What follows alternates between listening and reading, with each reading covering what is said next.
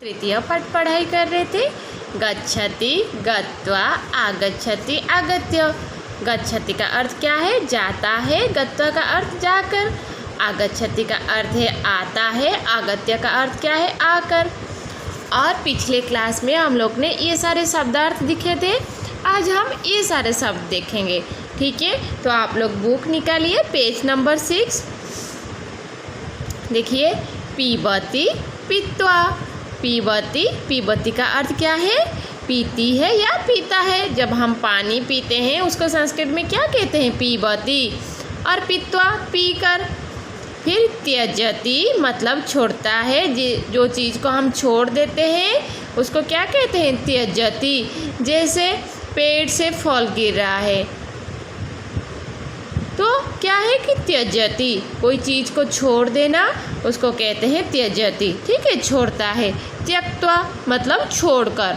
क्या उच्चारण करोगे? त्यजति त्यक्त्वा। फिर ददाति, देता है।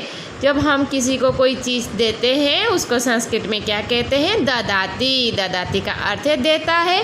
फिर दत्वा, दत्वा का अर्थ है देकर, ठीक है। फिर पुच्छति, पूछता है, ठीक है। जब हम क्वेश्चन पूछते हैं, आप लोग मुझे क्वेश्चन पूछते हैं ना कि मैम इसका अर्थ क्या है, मैम उसका अर्थ क्या है, तो पूछना, ठीक है। तो पुच्छति संस्कृत में कहते हैं। जब हम किसी को कोई चीज़ पूछते हैं उसको संस्कृत में कहते हैं पुच्छति।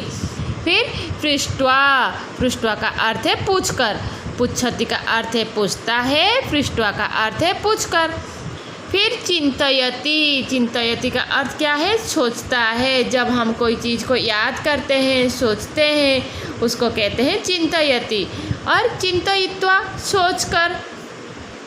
फिर नयति, झुकता है। जब हम भगवान के सामने झुकते हैं, सर झुकाते हैं ना भगवान के सामने, उसको क्या कहते हैं संस्कृत में? नयति, झुकता है। फिर नीत्वा मतलब झुककर। फिर जानाति, जानाति का अर्थ है जानता है। ज्ञानत्वा, जानकर। जो चीज़ को हम जानते हैं उसको संस्कृत में क्या कहते हैं? जानाति। और ज्ञानत्वा, जानकर।